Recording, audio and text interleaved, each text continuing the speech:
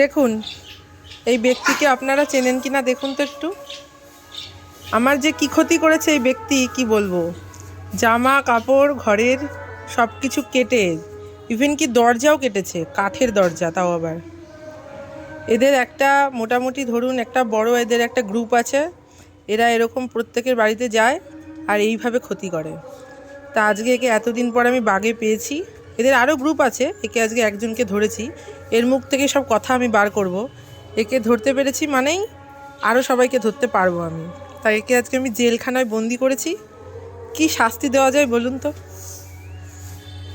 কি শাস্তি দেবো আপনাদের কাছে আমি অ্যাডভাইস নিচ্ছি, আপনারা বলুন, তারপরে আমি এর শাস্তির ব্যবস্থা করছি।